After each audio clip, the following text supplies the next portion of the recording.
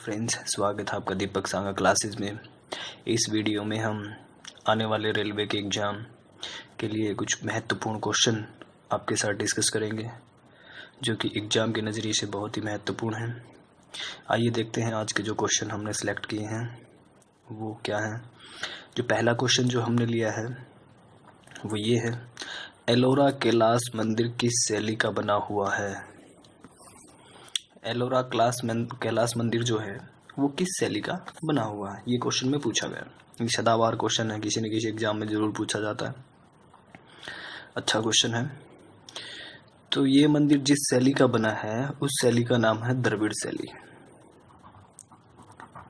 द्रविड़ शैली से ये मंदिर बना है और इस मंदिर के निर्माण का श्रेय राष्ट्रकूट शासकों को जाता है। जो राष्ट्रकूट शासक थे उनको इस मंदिर का निर्माण का श्रेय जाता है। उन्होंने इस मंदिर की निर्माण की थी और उनमें से भी जो मेन शासक हैं जिन्होंने इनका निर्माण किया था वो हैं दंती दुर्ग और कृष्ण प्रथम। दंती दुर्ग और कृष्ण प्रथम, इन्होंने एलोरा के कैलाश मंदिरों का निर्माण करवाया था। ये राष्ट्रकूट के थे दोनों के दोनों। अगर बात करें हम भारतीय मंदिरों की, जो मंदिर है भारत में, इनकी शैली कैसी रही है, तो जो भारतीय मंदिर है इनकी शैली 3 प्रकार की रही है। 3 शैलियों से ये मंदिर बने हुए हैं। जो पहली शैली थी नागर शैली, जो कि मेनली उत्तरी भारत में थी। अगर दूसरी शैली की बात करें ये थी वेसर।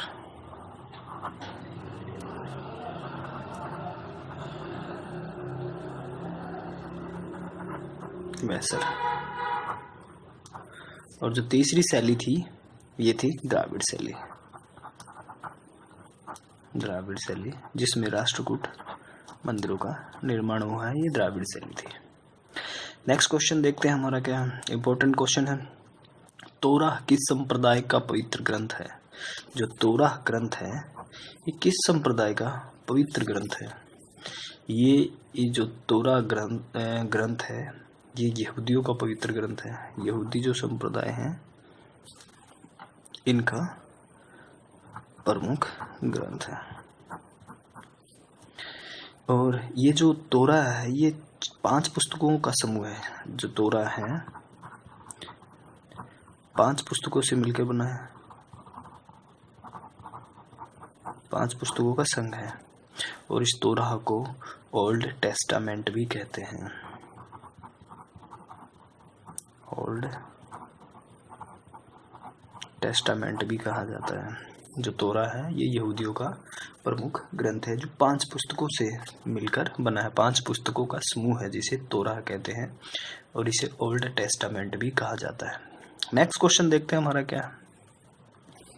नेक्स्ट क्वेश्चन में पूछा गया है, संयुक्त राष्ट्र महासभा के अध्यक्ष को कितनी कालावधि के लिए चुना जाता है। जो संयुक्त राष्ट्र महासभा होती है इनके जो अध्यक्ष होते हैं इनको कितने समय के लिए चुना जाता है। इनके अध्यक्ष जो होते हैं इनको चुना जाता है 1 साल के लिए। 1 साल के लिए संयुक्त राष्ट्र महासभा के अध्यक्ष को चुना जाता है। जो संयुक्त राष्ट्र महासभा है ये विश्व की सबसे बड़ी महासभा है। सबसे बड़ी महासभा भी है, सभा है, और इसे नगर सभा भी कहा जाता है। नगर सभा भी इसे बोला जाता है। तो और इसमें क्या होता है, प्रत्येक देश अपने 5-5 सदस्य, 5-5 प्रतिनिधि राष्ट्रीय महासभा में भेजता है। संयुक्त राष्ट्रीय महासभा में भेजता है 5 प्रतिनिधि प्रत्येक देश। प्रत्येक देश 5 प्रतिनिधि राष्ट्रीय महासभा में भेजता है और वहाँ पर ये चुनाव होता है। चुनाव में अगले साल तक एक अध्यक्ष चुन लिया जाता है। जब अगला साल आता है तो उस अध्यक्ष को रिजाइन करना पड़ता है और दूसरा अध्यक्ष फिर दोबारा चुन लिया जाता है। तो 1 साल के लिए संयुक्त राष्ट्र महासभा का अध्यक्ष चुना जाता है। नेक्स्ट क्वेश्चन देखते हैं हमारा क्या है। किसके शासनकाल में शिलांकित हिंदू मंदिर वास्तुकला की एक विशेषता थी? जो शिलांकित हिंदू मंदिर होते हैं, जो शिलाओं को काटकर, बड़े बड़े पहाड़ों को काटकर जो मंदिर बनाए जाते हैं, उन्हें शिलांकित मंदिर कहते हैं। और जो शिलांकित मंदिर है, हिंदू मंदिर, इनकी वास्तुकला की क्या विशेषता थी? किसके शासनकाल में ये विशेषता थी? ये थी पल्लव कालीन शासनकाल में। जब पल्लव भारत पर राज करते थे, पल्लव कालीन शासनकाल, जब पल्लवों का राज था, उनके शासनकाल की शिलांकित हिंदू मंदिर विशेषता थी, वास्तुकला की एक विशेषता थी। नेक्स्ट क्वेश्चन देखते हैं हमारा क्या है। नेक्स्ट क्वेश्चन भी अच्छा क्वेश्चन है। मुक्त बाजार व्यवहार किसका भाग है? जो मुक्त बाजार व्यवहार है, यह व्यवहार उदार राजस्व नीति का परिणाम होता है। जो मुक्त बाजार नीति है, यह उदार राजस्व नीति का परिणाम होता है। जिस देश में बाजार पर बाजार का नियंत्रण ना होकर बाजार की शक्तियों से, मिस्टेक हो गई, किसी भी देश का अगर बाजार पर नियंत्रण नहीं है और वहां के बाजार का उस बाजार पर नियंत्रण है, बाजार की शक्तियों का उस बाजार पर नियंत्रण होता है, ऐसी अर्थव्यवस्था को, ऐसी नीति को उदारवादी या राजस्व नीति, उदारवादी राजस्व नीति कहा जाता है। उदार राजस्व नीति कहा जाता है। एक बार फिर समझ ले, मुक्त बाजार नीति एक उदार राजस्व नीति का परिणाम है, और जिस देश में उस देश का, किसी भी देश का अपने बाजार पर नियंत्रण ना होकर वहां के बाजार की शक्तियों का बाजार पर नियंत्रण होता है, उसे मुक्त बाजार व्यवहार या उदार राजस्व नीति कहा जाता है। और ये जो मुक्त बाजार व्यवहार है, उदार राजस्व नीति का भाग है। नेक्स्ट क्वेश्चन देखते हैं हमारा क्या। भारत में वित्त आयोग का गठन कितने वर्षों बाद किया जाता है? जो भारत का वित्त आयोग है, इसका गठन कितने वर्षों के लिए किया जाता है या कितने वर्षों बाद किया जाता है, एक ही बात है। भारत के संविधान 280 में हर 5 वर्ष बाद वित्त आयोग का गठन का वर्णन है। जो भारतीय संविधान के अनुच्छेद आर्टिकल 280 में हर 5 वर्ष बाद वित्त आयोग के गठन का प्रावधान है, यह वर्णन है। यह केंद्रीय राज्य व्यवस्था राजस्व में से राज्य का हिस्सा निर्धारित करता है। जो वित्त आयोग होता है, ये क्या करता है कि जितना भी केंद्रीय राजस्व है, केंद्रीय राजस्व है, इसमें से क्या करता है कि राज्य का हिस्सा निर्धारित करता है। राज्य का हिस्सा निर्धारित करता है। अगर बात करें हम 14वें वित्त आयोग का अध्यक्ष कौन है, तो 14वें वित्त आयोग का अध्यक्ष Y.V. रेड्डी, 14वें वित्त आयोग का अध्यक्ष है। नेक्स्ट क्वेश्चन देखते हैं हमारा क्या है। ज्वार भाटा घटना कब होती है? ज्वार भाटा होता है, ये घटना कब होती है? ये घटना होती है सूर्य तथा चंद्रमा की आकर्षक शक्तियों के कारण सागर का ऊपर उठना और गिरने को ही ज्वार भाटा किया जाता है। जब सूर्य और चंद्रमा मिलकर इनकी जो आकर्षण शक्ति है, गुरुत्वाकर्षण शक्ति या आकर्षण शक्ति है, इसके कारण क्या होता है कि जो पृथ्वी का सागर है ऊपर उठता है और नीचे बैठता है, तो इसको ज्वार भाटा बोला जाता है। ज्वार भाटा प्राय प्रतिदिन आता है, लेकिन जब सूर्य चंद्रमा और पृथ्वी एक सीध में आ जाएं, सूर्य चंद्रमा और पृथ्वी जब एक सीध में आ जाएं, तो क्या होता है, उस दिन सबसे ऊंचा ज्वार भाटा होता है, सबसे ऊंचा ज्वार भाटा होता है। और ये ऐसी स्थिति कब आती है? अमावस्या को आती है, अमावस्या या फिर पूर्णिमा। ये दोनों स्थितियों में क्या होता है कि ज्वार भाटा सबसे बड़ा या ऊंचा होता है। नेक्स्ट क्वेश्चन देखते हैं हमारा क्या है। नेक्स्ट क्वेश्चन में पूछा गया है, संवैधानिक प्रावधानों के अनुसार धन विधेयक पारित करने के लिए किसे पूर्णतः तथा अंतिम अधिकार मिला हुआ है?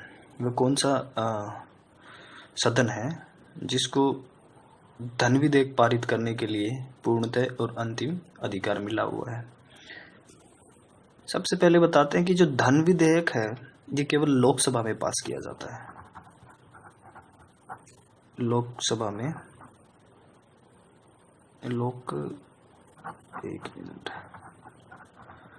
लोकसभा में पेश किया जाता है, पास नहीं पेश किया जाता है, और बाद में राज्यसभा के पास भेजा जाता है।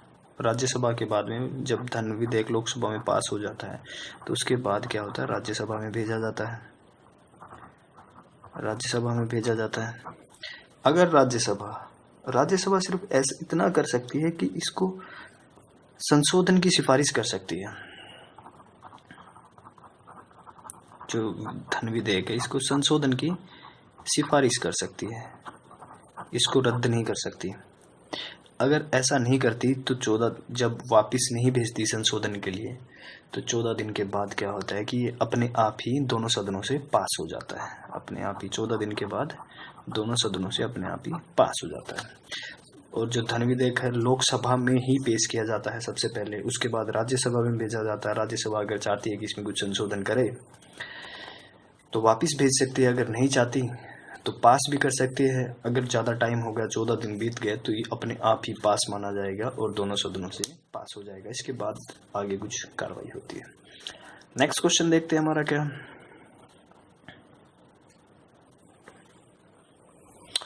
औरंगजेब द्वारा किस सिख गुरु को फांसी की सजा दी गई थी? जो औरंगजेब थे इन्होंने कौन से गुरु को, सिख गुरु जो सिखों के गुरु थे, उनको फांसी की सजा दे दी थी? इन्होंने क्या किया था, 9वें गुरु जो सिखों के 9वें गुरु थे, 9वें गुरु तेग बहादुर, गुरु तेग बहादुर को इन्होंने औरंगजेब के आदेश से दिल्ली में फांसी की सजा दे दी गई थी।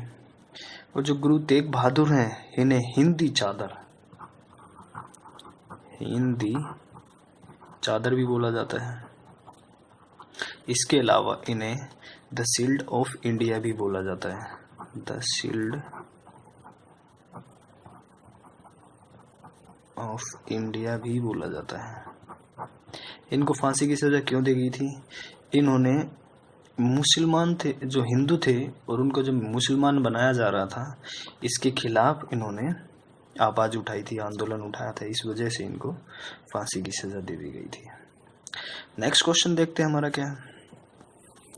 नेक्स्ट क्वेश्चन इंपॉर्टेंट क्वेश्चन है, पूछा जा चुका है बहुत बार एग्जाम में, तो देखते हैं। भारत में मुद्रास्फीति के आंकलन करने का सबसे अच्छा उदाहरण क्या है? अगर भारत में मुद्रास्फीति का आंकलन किया जाए तो इसका सबसे अच्छा उदाहरण किस आधार पर किया जाएगा? तो जो भारत में मुद्रास्फीति का आंकलन किया जाता है, ये किया जाता है थोक मूल्य सूचांक पर। किस पर? थोक मूल्य सूचकांक पर भारत में मुद्रास्फीति का आंकलन किया जाता है, और ये सबसे अच्छा उदाहरण है इस चीज का। जो थोक मूल्य सूचांक है ये वस्तुओं के थोक मूल्य का प्रतिनिधित्व करता है, और भारत के थोक मूल्य सूचांक का प्रयोग ही मुद्रास्फीति की दर मापने के लिए किया जाता है। अच्छा क्वेश्चन है, पेपर में पूछा जा चुका है, तो इसको ध्यान देना थोड़ा सा। नेक्स्ट क्वेश्चन देखते हैं हमारा क्या है। भारत की राजभाषा क्या है? ये तो सबको ही पता होगा, भारत की राजभाषा हिंदी है। 1950 में भारत की राजभाषा हिंदी, जो कि देवनागरी लिपि है इसकी, को राज्य की भाषा का दर्जा मिला। 1950 में हिंदी को, जिसकी देवनागरी लिपि है, को राजभाषा का दर्जा मिला। और इसके साथ कार्यालय संबंधी कार्यों के लिए अंग्रेजी भाषा का प्रयोग भी होता था उस टाइम पे। तो क्या किया गया कि 15 सालों के लिए अंग्रेजी भाषा का प्रयोग भी किया गया कि 15 सालों तक हम अंग्रेजी भाषा का प्रयोग करेंगे। ये जितने भी ऑफिस संबंधी काम है, कार्यालय संबंधी काम है, उसके बाद देखा जाएगा कि इसको चेंज किया जाए या नहीं किया जाए। और साथ साथ में हिंदी को भी यूज किया जाने लगा कार्यालय संबंधी कार्यों में। 1965 तक की बात के बाद तक ये सोचा गया कि अंग्रेजी भाषा को यूज किया जाए। उसके बाद जो भी होगा आगे यूज करनी है या नहीं करनी है वो बाद की बात है। पहले तो 15 सालों के लिए ही इसको लागू किया गया था। नेक्स्ट क्वेश्चन देखते हैं हमारा क्या है। भारत की अधिकतम उत्तरी अक्षांश क्या है? जो भारत का उत्तरी अक्षांश है ये कितना है अधिकतम? भारत की उत्तरी अक्षांश की बात करें तो ये 8 डिग्री 4 से 37 डिग्री 6 मिनट तक है। ये कितना है भूमध्य रेखा से? भूमध्य रेखा से अगर काउंट करेंगे तो 8 डिग्री से लेके 37 डिग्री 6 मिनट तक है। तथा अगर देशांतर की बात करें हम, ये उत्तर में है। देशांतर की बात करें तो 68 डिग्री 7 मिनट से लेकर 95 डिग्री 25 मिनट तक फैला हुआ ये भारत का क्षेत्र है। कर्क रेखा जो है भारत को लगभग 2 समान भागों में बांटती है, जो कि 23 से 1/2 डिग्री नॉर्थ में है। नेक्स्ट क्वेश्चन देखते हैं हमारा क्या है। अच्छा क्वेश्चन है, इसमें क्वेश्चन पूछा जा सकता है। अफ्रीका को यूरोप से कौन सा सागर अलग करता है? जो अफ्रीका है इसको यूरोप से कौन सा सागर अलग करता है? अच्छा क्वेश्चन है। जो भूमध्य सागर है ये यूरोप और दक्षिण अफ्रीका को अलग करता है। भूमध्य सागर, मध्य सागर है, ये क्या करता है? अफ्रीका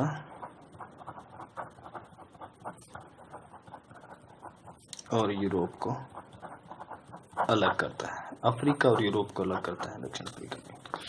नेक्स्ट क्वेश्चन देखते हैं हमारा क्या। नेक्स्ट क्वेश्चन में पूछा गया है राष्ट्रीय मानव अधिकार आयोग का अध्यक्ष कौन होता है? राष्ट्रीय मानव आयोग के एक मिनट यहां से शुरू है। क्वेश्चन देखते हैं हमारा क्या है। बर्फ के पिघलने पर आयतन में क्या परिवर्तन आता है? जब बर्फ पिघल जाती है तो उसके आयतन में क्या परिवर्तन आएगा? तो उसके आयतन का क्या होगा? आयतन में कमी आती है। आयतन जो होता है इसमें कमी आ जाएगी। जब बर्फ पिघलकर पानी बन जाएगी तो इसका आयतन घट जाएगा। नेक्स्ट क्वेश्चन देखते हैं हमारा। किस विटामिन की कमी से बच्चों को रिकेटिस की बीमारी होती है? अगर विटामिन की बात करें तो कौन सी विटामिन के कारण बच्चों में रिकेटिस की बीमारी होती है? ये होती है विटामिन डी की कमी के कारण। विटामिन डी की कमी के कारण बच्चों में रिकेटिस की बीमारी पाई जाती है। नेक्स्ट क्वेश्चन देखते हैं हमारा। प्राकृतिक रूप से प्राप्त होने वाले सबसे भारी तत्व कौन सा? जो सबसे भारी तत्व है जो प्राकृतिक रूप से प्राप्त होता है हमें, उसका नाम है यूरेनियम। यूरेनियम प्राकृतिक में सबसे भारी तत्व है। अगर बात करें हम मानव निर्मित सबसे भारी तत्व जो यूरेनियम से भी भारी है लेकिन मानव निर्मित है, इसका नाम है अनअनोकटियम।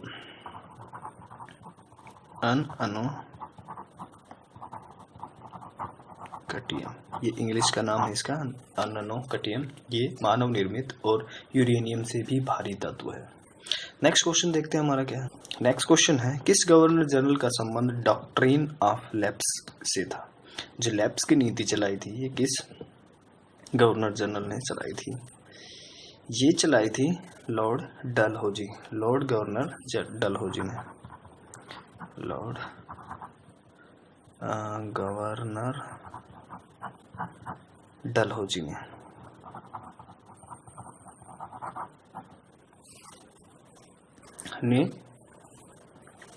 ने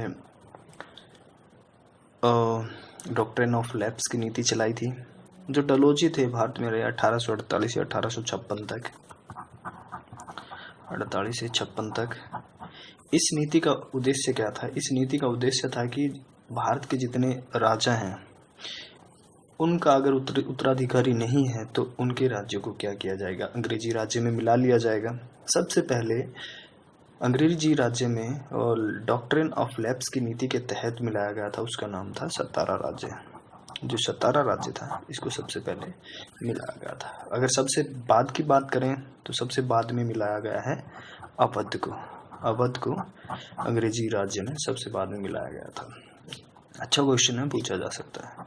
नेक्स्ट क्वेश्चन देखते हैं हमारा, जर्मन सिल्वर में चांदी कितने प्रतिशत होती है?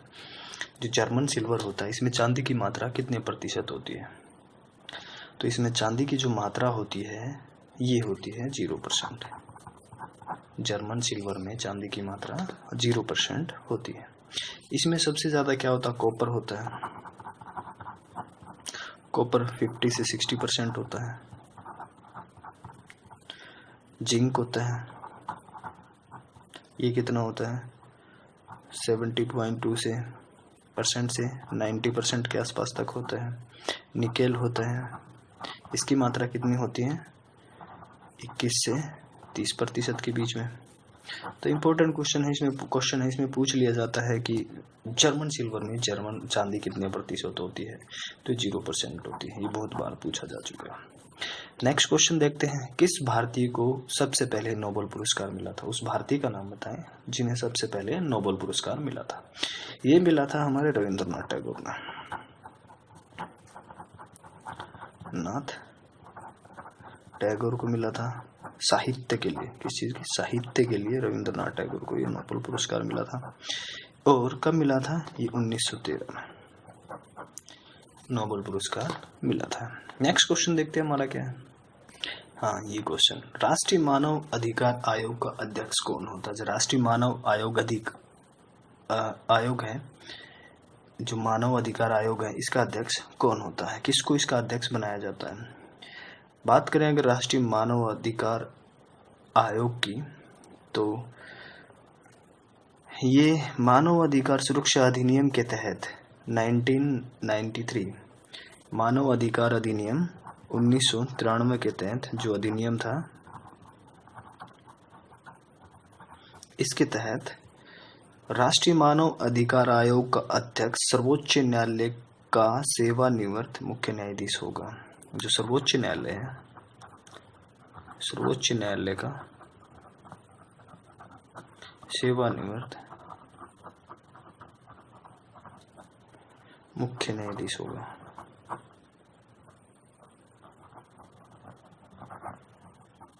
ये क्या होगा? राष्ट्रीय मानव आयोग का अध्यक्ष, राष्ट्रीय मानव अधिकार आयोग का अध्यक्ष। नेक्स्ट क्वेश्चन देखते हैं हमारा क्या है। रूबी का रंग लाल किसके कारण होता है? जो रूबी होती है मणि, इसका रंग लाल किसके कारण होता है?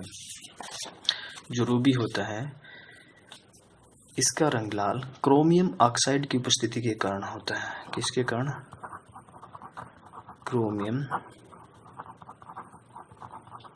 ऑक्साइड की उपस्थिति के कारण इसका रंग लाल होता है। नेक्स्ट क्वेश्चन देखते हैं, भारत और श्रीलंका को कौन अलग करता है? जो भारत और श्रीलंका है, इनको कौन सी चीज अलग करती है?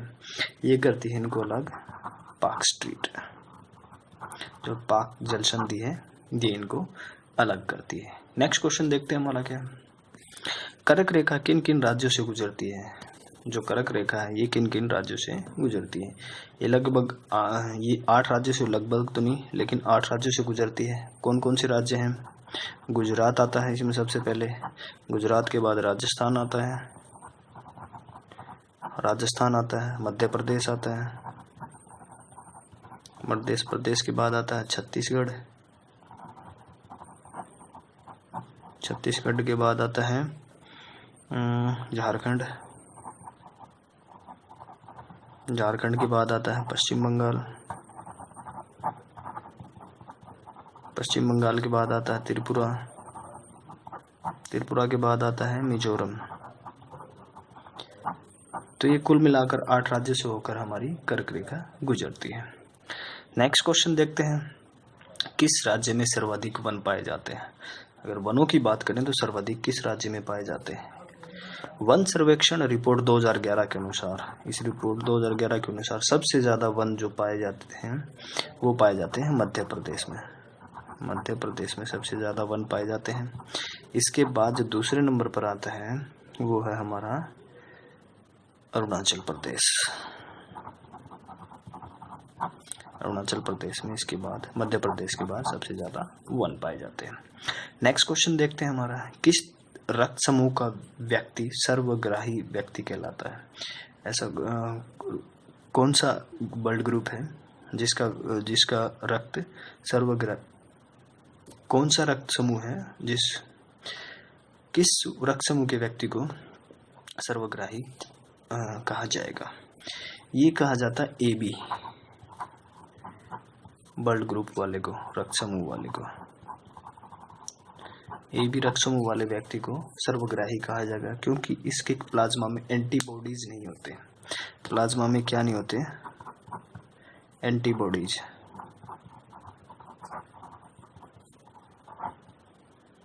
एंटीबॉडी नहीं होते, एंटीबॉडी नहीं होते। अगर O रक्तदाता की बात करें, जो O रक्तदाता होता है ये सर्व रक्तदाता होता है और इसमें क्या नहीं होते? एंटीजन नहीं होते। O रक्त समूह में एंटीजन नहीं होते। अच्छा क्वेश्चन पूछा जा सकता है। नेक्स्ट क्वेश्चन देखते हैं हमारा क्या है। नेक्स्ट क्वेश्चन है हमारा, कौन सा विटामिन रक्त जमाने में मदद करता है? उस विटामिन का नाम बताइए जो हमारे रक्त को जमाने का काम करता है, रक्त का थक्का जमाने को काम करता है। चोट लग जाए तो जो रक्त का थक्का बनाते हैं इसको जमाने का काम करता है, वो होता है विटामिन के। विटामिन के रक्त का थक्का बनाने के लिए काम आता है।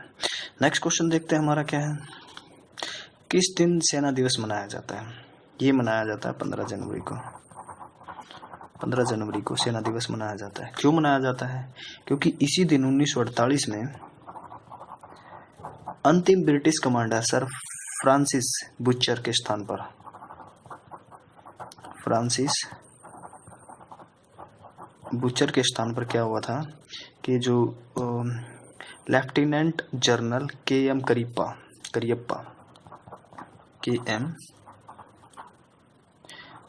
यहाँ पे लिखना पड़ेगा, करियप्पा, इन्होंने क्या किया था, इनका स्थान ले लिया था, फ्रांसीसी बुचर का स्थान ले लिया था और पहला भारतीय कमांडर इन चीफ नियुक्त किया गया था। अच्छा क्वेश्चन है। नेक्स्ट क्वेश्चन देखते हैं हमारा क्या। नेक्स्ट क्वेश्चन में है 1857 की क्रांति के समय गवर्नर जनरल कौन था? जब 1857 की क्रांति हुई थी उस समय भारत का गवर्नर जनरल कौन था? ये थे लॉर्ड कैनिंग। 1857 के समय में भारत के गवर्नर जनरल थे। और ये उसके बाद क्या हुआ थी, 1858 में ब्रिटिश सरकार ने, ईस्ट इंडिया कंपनी को ब्रिटिश सरकार ने अपने हाथ में ले लिया था और इसी के साथ ये ब्रिटिश सरकार भारत की शासक बन गई थी। और वहाँ के जो लॉर्ड कैनिंग था इसको प्रथम वायसराय बनाया गया। नेक्स्ट क्वेश्चन देखते हैं हमारा, बुद्ध किस वंश से संबंधित था? जो महात्मा बुद्ध थे ये किस वंश से संबंधित थे? ये हमारे थे शाक्य, क्षेत्रीय वंश से संबंधित थे। नेक्स्ट क्वेश्चन देखते हैं हमारा, भूदान आंदोलन किसने आरंभ किया था? किसने? भूदान आंदोलन था, ये किसने आरंभ किया था? ये आंदोलन 1951 में आचार्य विनोबा भावे ने, आचार्य विनोबा